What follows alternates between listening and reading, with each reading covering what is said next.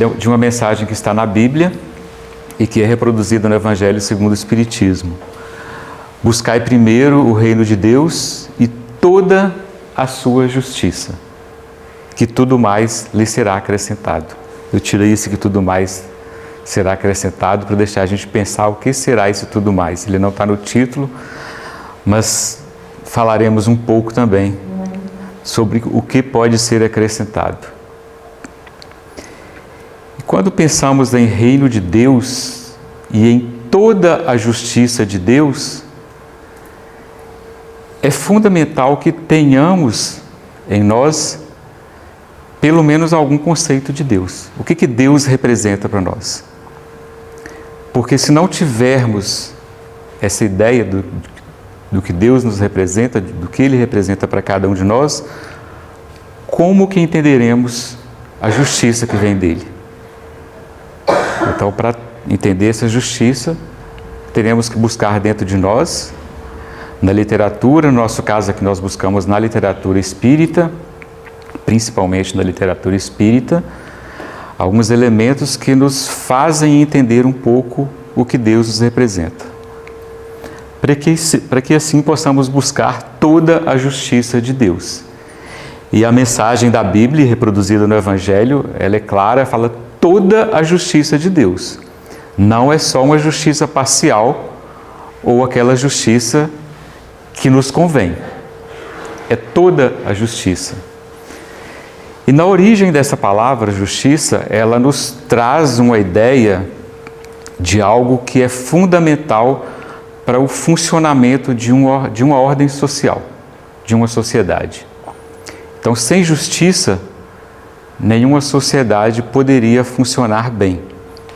E nós podemos pensar o reino de Deus como uma grande sociedade, como uma imensa sociedade. E aí, pensando nesse reino de Deus, e o próprio Jesus Cristo já disse em outros momentos que o meu reino não é deste mundo, ele se referindo à terra. Mas claro que a terra é parte do reino de Deus.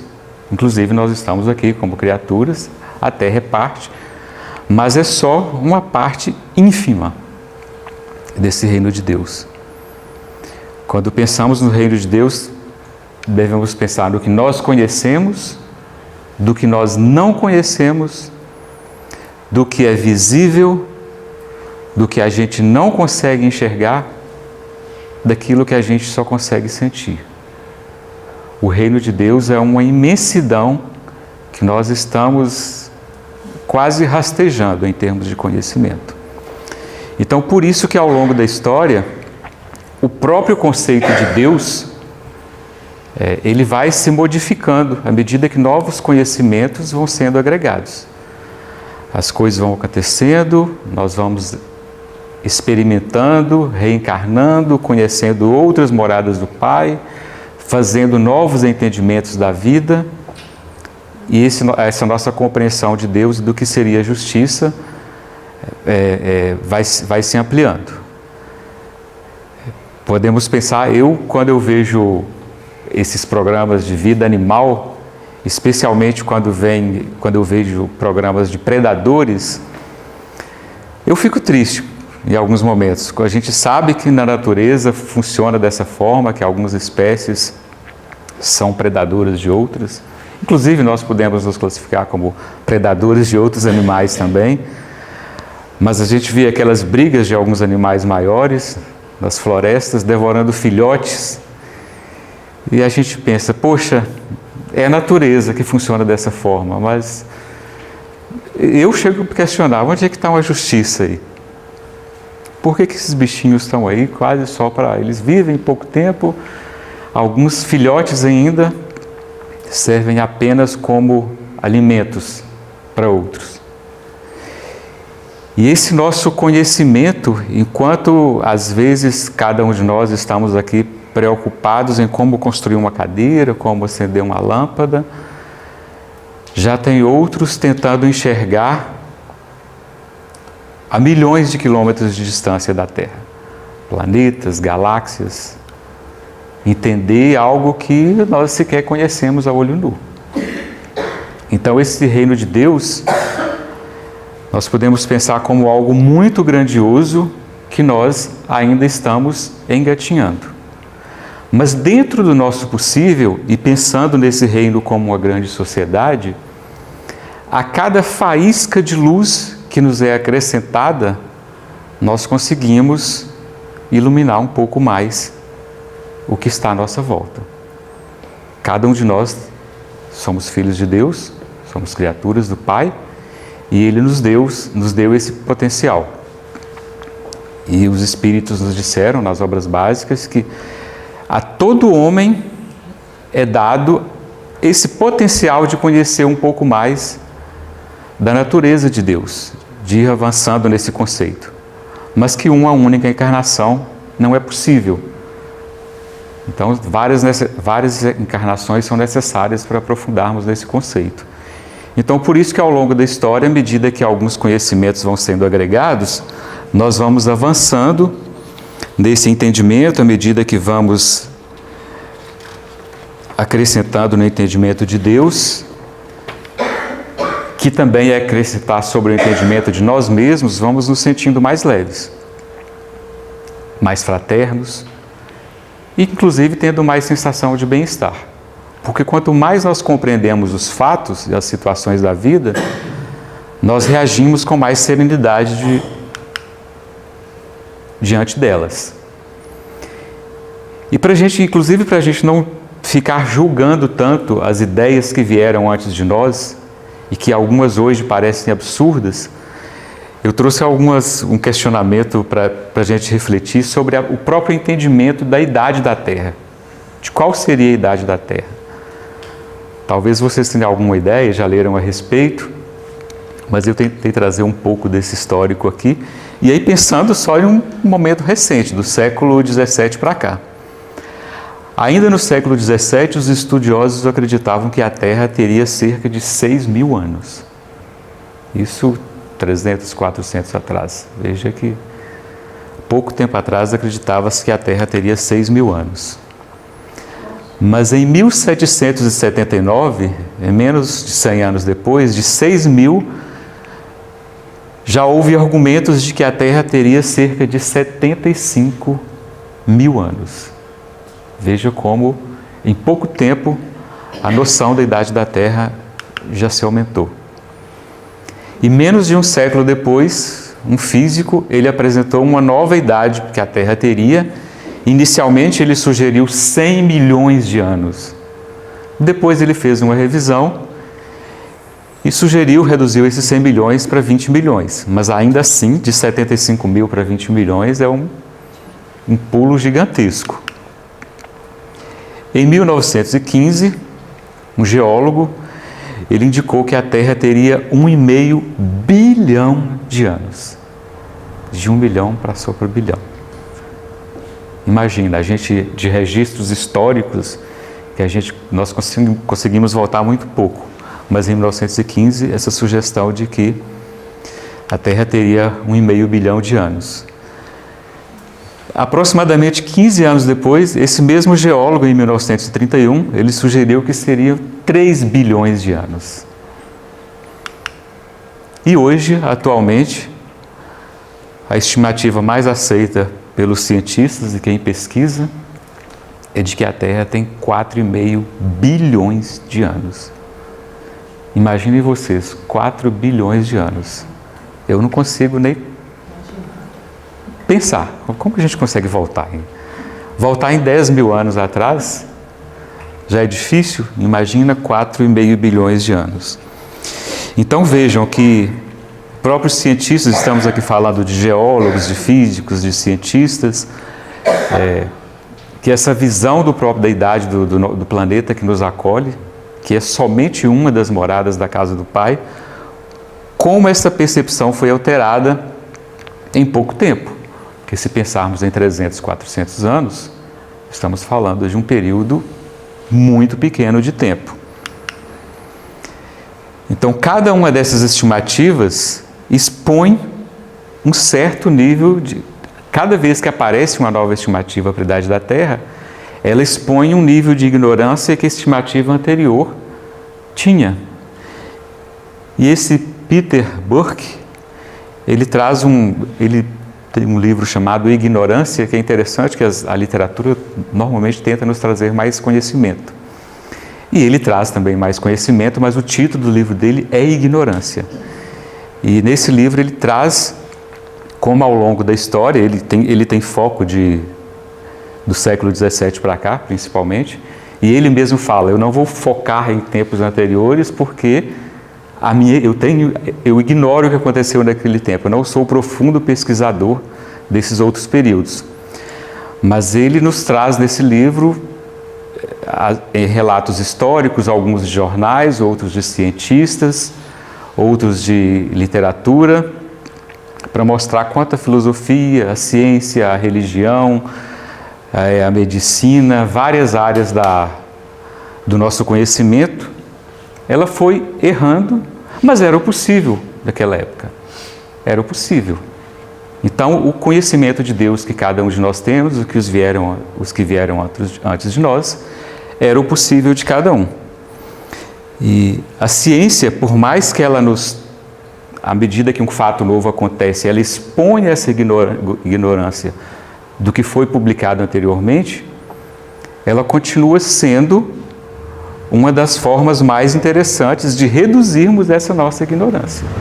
E por isso que a doutrina dos espíritos tem fundamento, tem como pilares a ciência, a filosofia e a religião, que são pilares que nos trazem elementos para que possamos pensar. E para reduzir injustiças, inclusive.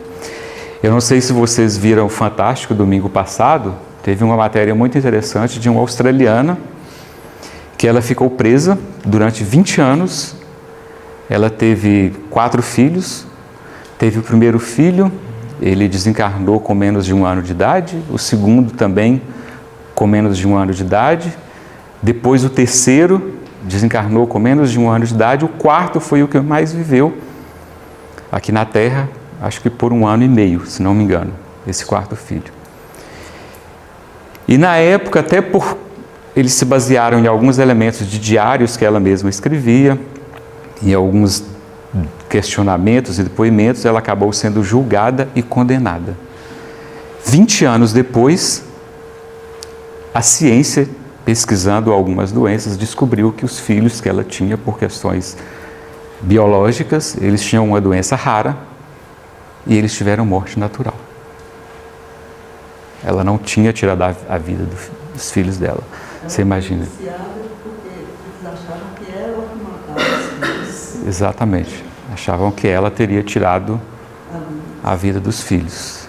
Mas a ciência, inclusive com o aval de pelo menos 2 cientistas que ganharam o prêmio Nobel, ajudou essa senhora a se livrar da prisão depois de 20 anos. Pensando também na própria religião como um dos pilares da doutrina dos espíritos, já tivemos aqui no Brasil um caso de um julgamento lá em Goiás. Isso está retratado, inclusive, em um dos filmes que trata um pouco da história do Chico Xavier, que um rapaz, ele foi livrado de ser condenado com base em um depoimento fundamentado em um espírito, ele teria o que estava indo contra ele, que chegou ao julgamento, é que ele teria tirado a vida de um amigo dele. Mas esse amigo, depois de desencarnado, através do Chico Xavier, conseguiu convencer a família de que, olha, não foi um assassinato, nós estávamos brincando e a arma disparou. Então, tanto a ciência quanto a filosofia e até mesmo a religião, em alguns momentos, nos vão ajudando a compreender a vida, a compreender muita coisa que para nós são mistérios. Hoje estamos aí vivendo diante de vários questionamentos sobre aquecimento global. Hoje, inclusive, saiu uma matéria no jornal Valor Econômico, dizendo que lá no Porto de Santos, que dobrou-se de 2018 até 2021, o número de horas paradas em razão de chuvas ou eventos climáticos que estão acontecendo. em 3 anos, dobrou o número de horas paradas. É um jornal que normalmente fala mais de economia, mas que traz também a ciência desses fenômenos físicos, né, do aquecimento global, para que a gente reflita e consiga reduzir essa nossa ignorância. E essa construção do entendimento de que Deus pode ser um Deus justo, que Deus é um Deus justo, é uma construção muito longa, e para a gente aqui que estudamos a doutrina dos Espíritos, a gente começa lá em Moisés, que encarnou bastante tempo antes de Cristo. Moisés, ele trazia já não como mensagem propriamente espírita como nós vemos hoje, mas ele, dentro do possível dele, ele conseguiu trazer as leis que são eram leis humanas, leis dos homens na época, mas que, segundo os espíritos, Moisés, ele tinha um enorme potencial mediúnico. Então, com esse enorme potencial mediúnico que ele tinha, ele conseguiu trazer o que é a base da justiça. E que nós, às vezes, vamos lá em Moisés até hoje para entender um pouco do que é justiça. Mas que lá tem a base. Lá não tem uma noção de justiça integral e completa, e nem hoje temos. Moisés, como um legislador humano, mas com faculdades mediúnicas, ele não trouxe uma lei integral e definitiva. Ele trouxe apenas uma noção com base nos entendimentos e na capacidade daquela sociedade, entre aspas, primitiva da época, dentro do potencial que aquela sociedade tinha condição de entender. À medida que a sociedade foi vivendo com esses entendimentos que Moisés trouxe, novas demandas foram surgindo, novas outras fontes de entendimento e de questionamento sobre justiça foram vindo, inclusive através da filosofia grega, da literatura grega, foram abrindo novos caminhos, e alguns séculos depois veio Jesus Cristo, que ele não veio desfazer a lei de Moisés, mas ele veio trazer mais esclarecimentos sobre o que já havia sido dito. E ele veio complementar e nos trazer uma revelação insuperável de amor. E com base nas mensagens de Jesus Cristo, a lei se manifesta na terra em seu máximo esplendor, num sentido de amor. Embora a gente não tenha compreendido ainda em termos de prática esse amor que Jesus Cristo nos veio ensinar. E que essa justiça seria a exteriorização desse amor que o Cristo veio nos trazer. Algum tempo depois, e os Espíritos nos chamam a atenção e nos dizem que seria uma terceira revelação, veio a doutrina dos Espíritos, no século XVIII, nos trazer essas mensagens do cristianismo de uma forma mais clara e dizendo de uma forma mais enfática dessa comunicação entre o que nós chamamos aqui de polissistemas espirituais e polissistemas materiais. Por que a gente chama de poli? Porque a gente não acredita que seja só um. A Terra não é um único sistema material. Existem outros. Mas veio o cristianismo com a sublime tarefa de trazer uma verdade sobre esse futuro espiritual. Te falei que existe vida após a morte, que existe após o desencarne. Para nós espíritas, nós evitamos utilizar essa palavra morte, de que há vida após o desencarne, e que existe a comunicação entre quem já desencarnou e quem está aqui. Inclusive,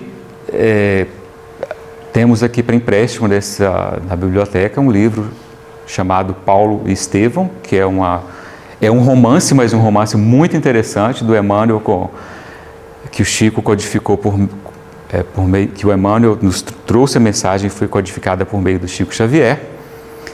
E nesse livro, o Emmanuel ele diz o seguinte, que ele não teria motivo nenhum para escrever mais nenhum livro sobre a biografia do apóstolo Paulo. porque vários outros escritores já o teriam feito, mas que seria apenas uma questão de justiça em relação a Estevão, que é um espírito que esteve ao lado de Paulo o tempo todo, durante a divulgação que o apóstolo Paulo fez do cristianismo. Para quem não conhece um pouco a história, resumidamente, Paulo, quando ele trabalhava para o Império Romano, ele foi uma das pessoas, ou o principal, que ordenou o apedrejamento de Estevão. O Estevão, ele já era um cristão convicto, ele defendia as mensagens de Cristo, e por ele defender essa mensagem, ele foi apedrejado, a mando do apóstolo Paulo, que na época era Saulo. E tempo depois, o Paulo continuou sendo perseguidor de cristãos, mas quando ele estava indo para Damasco, inclusive perseguir cristãos na entrada de Damasco, Cristo materializou-se frente a Paulo e começou a dizer a Paulo a tarefa gigantesca que ele teria em divulgar o cristianismo. E o Paulo questionou Cristo: poxa, mas como eu vou ter condição? Até hoje tudo que eu fiz foi falar mal do cristianismo, perseguir quem se declarava cristão. Eu tenho receio de não dar conta dessa tarefa. E Cristo disse a ele: Estevão vai estar do seu lado o tempo todo. Aquele mesmo Estevão que que foi apedrejado a mando do Império Romano. Então, a doutrina dos Espíritos, além de reforçar a mensagem cristã, a mensagem de Cristo, do amor cristão, veio como terceira revelação de trazer de forma mais clara essas possibilidades e de como se dão as comunicações entre encarnados e desencarnados. Mas os Espíritos nos dizem que também não está completo. As mensagens que nos chegam, as obras básicas que já estão codificadas por meio de Allan Kardec, e o próprio Kardec disse que nós precisamos continuar estudando, continuar entendendo. A mesma coisa em relação às obras de Chico, com Emmanuel. O que a ciência trouxer de novidade, se não tiver lá nas obras básicas da doutrina ou em qualquer outra obra da doutrina espírita, a doutrina tem que fazer nova compreensão para abarcar aquele novo entendimento da ciência. Mas no livro Consolador, por meio do Chico Xavier, o Emmanuel nos disse que existem uma série de novos enviados. Houve esses grandes pontuais que vieram de forma mais clara, como Moisés, como Jesus Cristo, como na época da codificação da doutrina, mas que esses novos enviados, em matéria de religião, eles não precisam de dizer aquilo que já está escrito, aquilo que Cristo já disse e que os próprios Espíritos já disseram, mas que esses novos enviados, que eles agem na filosofia, eles agem nas artes, eles agem na literatura, na ciência e continuarão enfrentando muita incompreensão. Essas mensagens que são atemporais, elas raramente são compreendidas a seu tempo.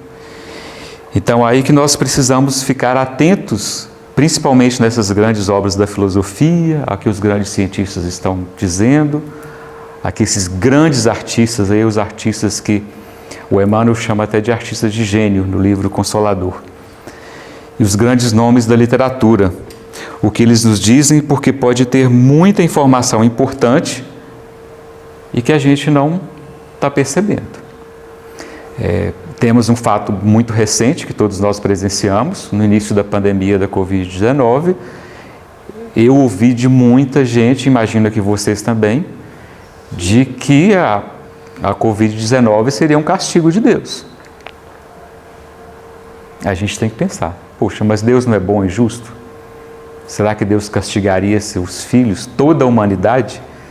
Todos os continentes, todos os países desse planeta sofreram as consequências da Covid.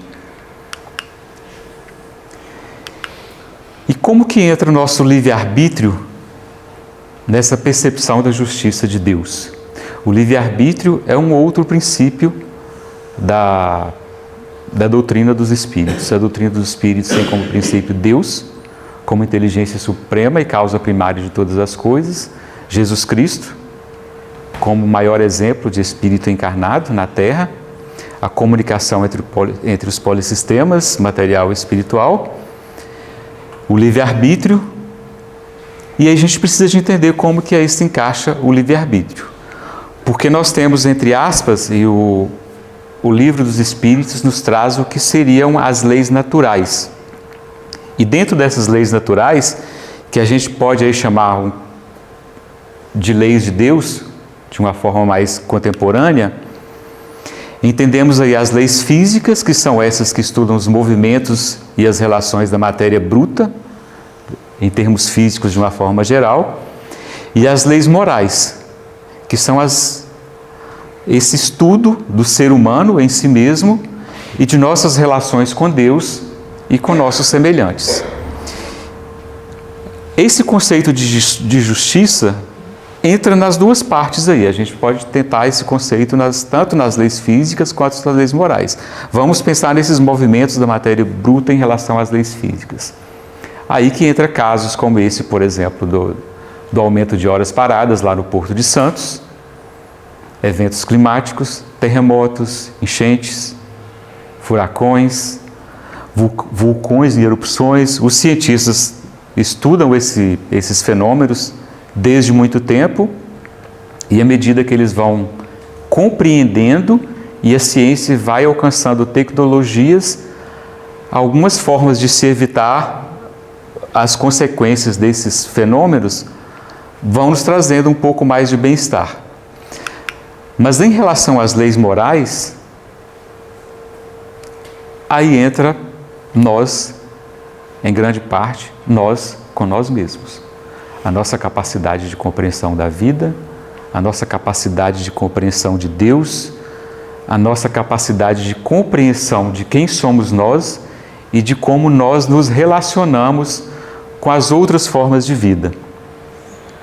E aqui é muito interessante porque inclusive dentro da própria doutrina dos Espíritos, nós vemos em algumas obras, inclusive numa das obras mais bonitas, na minha opinião, que é o livro Consolador, do Chico Xavier, que tem mensagens tão bonitas e ele fala de todos, não diria todos, mas de muitos assuntos que envolvem a nossa vida, de sociologia, de economia, de botânica, de física, geografia, de comportamento humano. Mas em alguns momentos ali, em alguns poucos momentos, o Chico fala de determinismo. Naquela época, a compreensão que Chico teve das mensagens que o Emmanuel lhe trouxe, em alguns poucos momentos, ele fala de determinismo, mas no próprio conjunto da obra do Chico Xavier, inclusive do próprio livro Consolador, a gente percebe que esse determinismo que não faz sentido na visão contemporânea espírita, e inclusive tendo como base o próprio Consolador como conjunto da obra, de que haveria algum tipo de determinismo, de que, olha, alguém encarnou na Terra e que vai desencarnar de acidente de tal forma. Não. A própria doutrina, inclusive no próprio livro, a gente vê em outros momentos que o que está lá é esse princípio da doutrina, que é o livre-arbítrio. E por isso a necessidade de sempre contextualizarmos todas as obras, inclusive as obras mais importantes, inclusive as obras espíritas, inclusive a Bíblia. Na Bíblia nós vamos ver lá vários momentos, em algumas passagens, inclusive sobre essas questões que vocês já conhecem sobre a criação do planeta, de Adão e Eva, de como o planeta foi criado, que com base na ciência não faz mais sentido esses entendimentos. Mas eram formas figuradas no Novo Testamento que era possível de trazer de mensagem naquela época. E também algumas depois com Jesus Cristo. Esse nosso livre-arbítrio, ele se amplia com a nossa educação e com a nossa experiência. E quanto mais nós nos educamos e vamos adquirindo experiência, o nosso pensamento e o que entendemos que é Deus e a noção da justiça de Deus vai se ampliando. E nesse mesmo livro, O Consolador, que o Emmanuel fala em algum momento de determinismo, ele diz que na zona de pura influenciação espiritual, o homem é livre na escolha do seu futuro. O Emmanuel fala isso de forma clara. Não vou dizer que é uma contradição dos poucos momentos que ele fala de determinismo, porque nós precisamos de contextualizar como os espíritos nos chamam a atenção desde a codificação das obras básicas.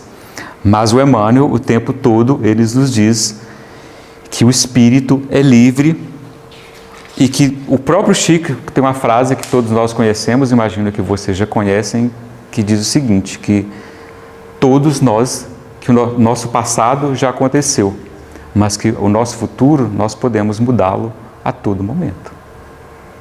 É uma frase bonita do Chico, ele não exatamente nessas palavras, mas o entendimento é esse, que o nosso futuro depende de nós.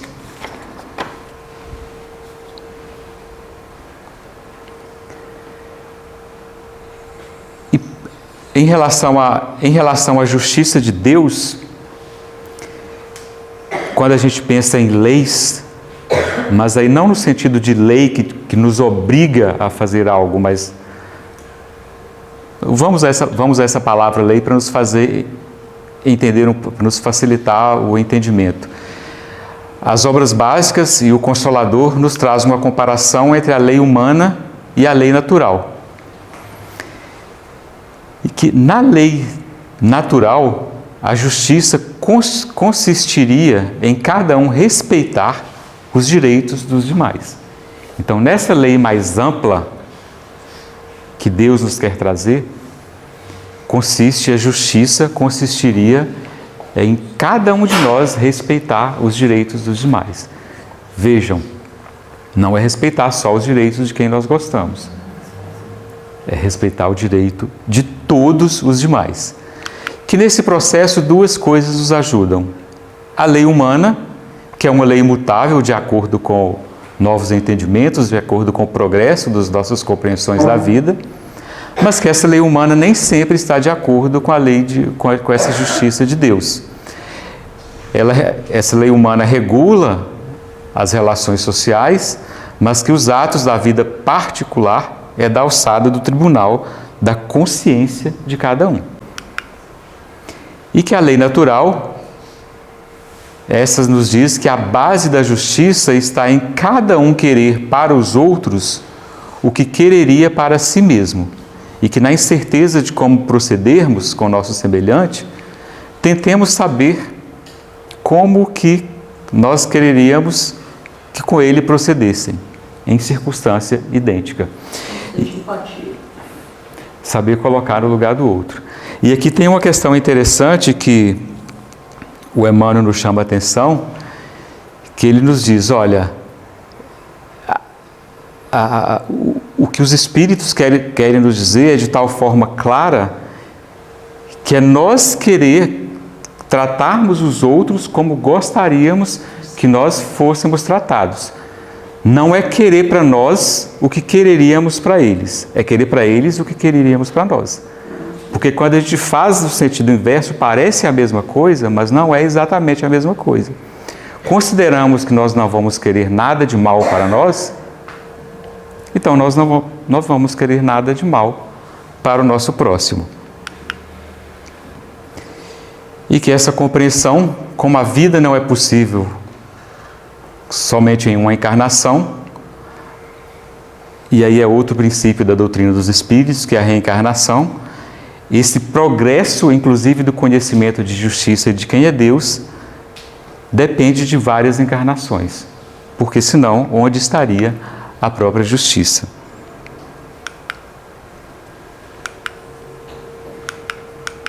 Opa, acho que aqui não trouxe uma foto que eu gostaria de trazer. Mas enfim, a foto talvez não faça tanta diferença. Mas o livro dos Espíritos, eles nos traz esse questionamento para nós mesmos, nos chamando a atenção, que a lei de Deus, ela está escrita na nossa consciência. essa verdadeira lei de Deus, não é um senador, não é um deputado que vai ali no nosso Congresso Nacional, pensando em Brasil, editar uma lei.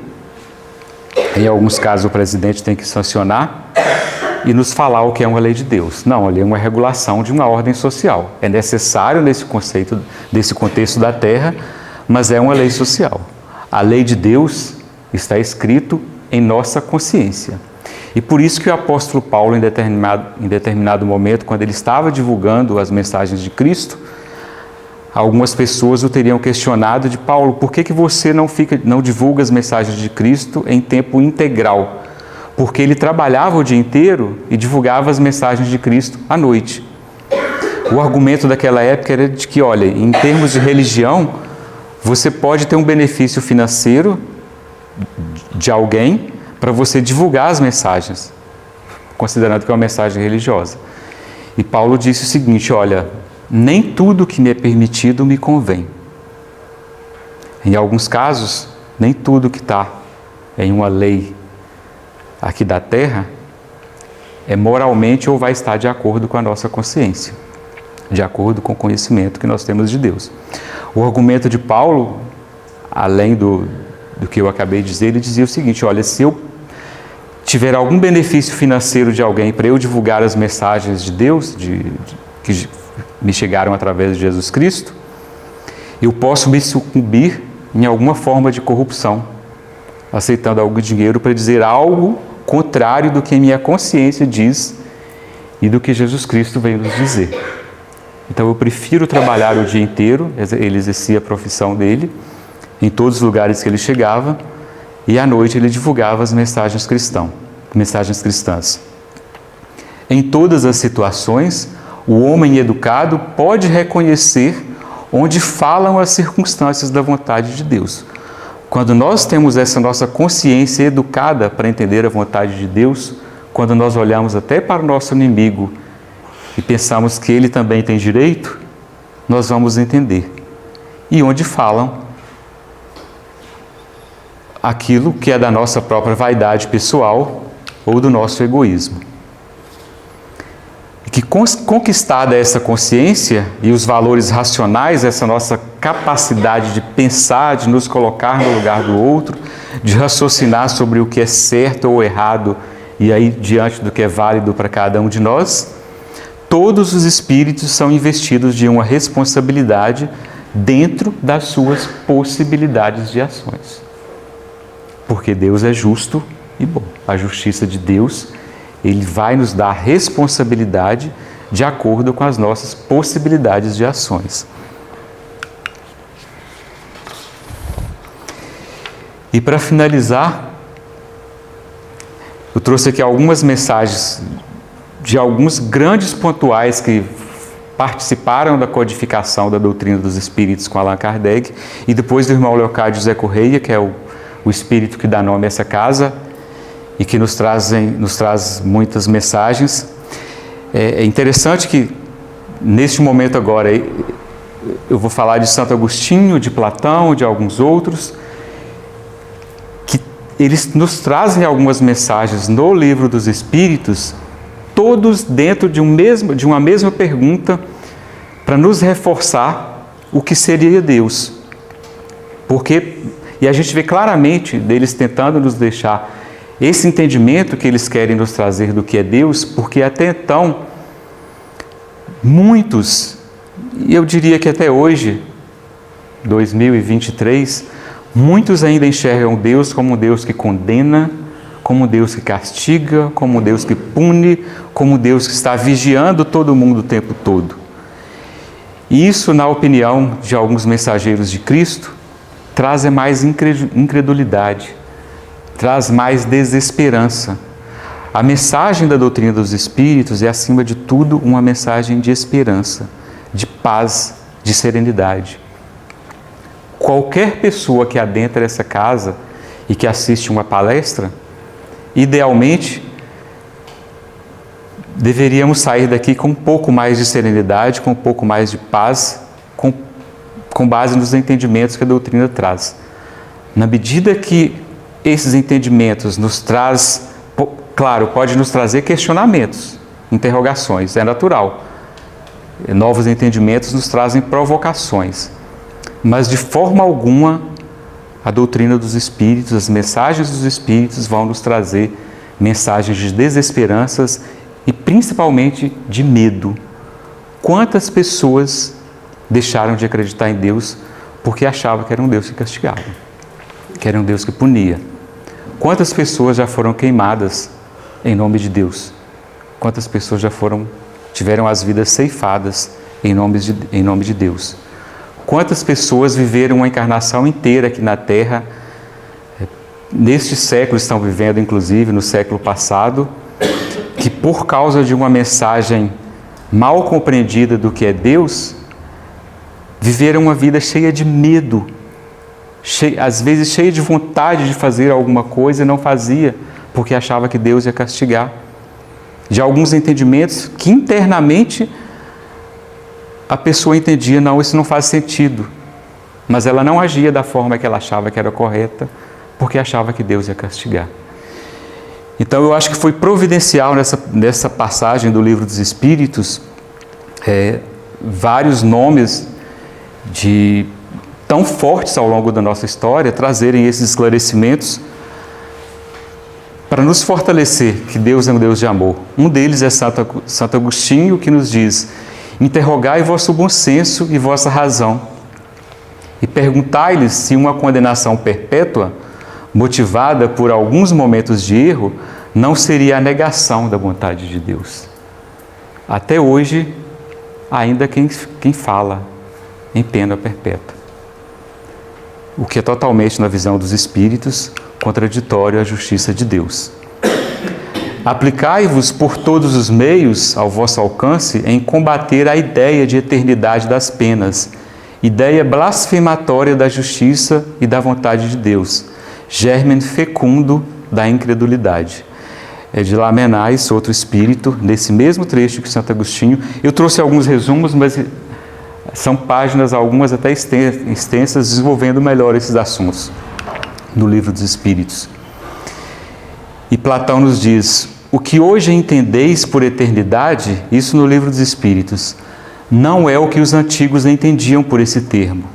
O texto hebreu não atribuía essa significação que gregos e latinos e modernos traduziram por penas sem fim. E aqui uma outra questão importante de contextualização e de interpretação, principalmente na tradução de algumas obras. A expressão que era utilizada originalmente no texto hebreu e que foi traduzido na Bíblia, inclusive, por penas eternas, no original hebreu, não tinha esse significado de penas eternas. Tinha significado de pena por tempo indeterminado. E esse tempo indeterminado é no sentido de sua pena vai durar enquanto você não se redimir daquele erro, entre aspas, que você cometeu. Eu estou falando aqui agora no sentido de uma linguagem mais bíblica, não de uma linguagem dos Espíritos. Os Espíritos não falam em termos de erro. Mas o que ele quer nos chamar aqui a atenção é o seguinte: olha, e a gente pode pensar numa linguagem mais moderna, inclusive na nossa própria consciência, que aquilo que nos incomoda, que a nossa própria consciência nos vai fazer incomodar, vai durar enquanto nós não fizermos uma compreensão melhor. Inclusive de algo que a gente achou que errou, que a nossa consciência está dizendo que errou. Mas quando nós voltamos para dentro de nós e conseguimos fazer essa compreensão, ó, eu errei tentando fazer o meu melhor. Eu não tentei fazer nada de mal para ninguém. Não tentei ser injusto. Não há que se falar em pena. Não existe pena eterna. Inclusive no original hebreu, não se falava em pena eterna. E o apóstolo Paulo nos diz para cessar de colocarmos em paralelo o bem, que é uma essência do Criador, de Deus, com o que é a essência da criatura. A criatura que criou, as criaturas que criaram essa noção do que é mal. Afirmar, ao contrário, o abrandamento gradual pelas transmigrações e consagrareis a unidade de Deus, tendo unidos o sentimento e a razão, que é essa sensibilidade que nós temos para a vida e a nossa capacidade de raciocinar. E o irmão Leocádio, de uma forma muito generosa, muito afetiva e muito esclarecedora, ele nos diz que o entendimento de Deus, que temos de Deus, modifica-se com o tempo, resultado das ampliações sucessivas de um conceito inicial. Que desde aquele conceito que a gente teve de Moisés, passando pela filosofia grega, depois passando por Jesus Cristo, com as mensagens de Cristo, e que vai continuar com as informações que continuaremos recebendo, esse nosso conceito de Deus vai se ampliando. E que Deus não está restrito a uma pessoa, por mais evoluída que seja, como Jesus Cristo. Jesus Cristo é o nosso maior exemplo que já teve aqui na Terra. Mas que Jesus Cristo não é Deus. Ele é Filho de Deus, assim como nós somos. E que Deus não está limitado à humanidade, ao planeta Terra ou à Via Láctea. Deus não é só o que a gente vê, não é só a Terra. Deus é o visível, o invisível, o que conhecemos e o que desconhecemos. Deus não prescreve comportamentos, não determina regras. Logo, não há desobediência à sua vontade. Não há pecado. Olha que bonito isso. Se Deus não determina regras, a gente não está burlando regra nenhuma. A nossa consciência vai nos dizer quando estamos agindo de acordo com as leis naturais. Deus não vigia, Deus não fiscaliza, Deus não pune. E essa pergunta nós podemos fazer para cada um de nós. Quer alguma coisa pior para a gente do que a nossa consciência dizendo que a gente errou? A gente precisa de um Deus para dizer isso para a gente? A nossa consciência diz o tempo todo. Ao se fazer identidade com o cosmos, faz identidade com Deus. Pois os seres, as coisas, as relações, a harmonia do universo representam Deus, presentificam Deus. Algumas dessas sínteses parciais foram chamadas de lei de Deus. O que ele está querendo nos dizer é que ao longo da nossa história, essas sínteses que a gente fazia do entendimento de Deus, elas foram parciais e continuarão sendo parciais. E foram chamadas de leis de Deus. As chamadas leis não são prescrições, são entendimentos de acordo com determinado tempo, com determinada cultura. A identidade com Deus não se faz pela obediência, mas pelo conhecimento, entendimento, sabedoria e consciência. E a Terra está cheia de exemplos assim. Inclusive o próprio Estevão, que foi apedrejado por defender as ideias de Jesus Cristo. A lei dizia outra coisa, mas na consciência dele, o entendimento dele, a consciência dele dizia: olha, eu prefiro que a minha encarnação seja encerrada neste momento aqui em praça pública, apedrejado, mas é o que minha consciência me diz. É isso que eu penso. É isso que eu penso que Jesus Cristo veio nos ensinar. Eram essas as reflexões que eu gostaria que todos nós voltássemos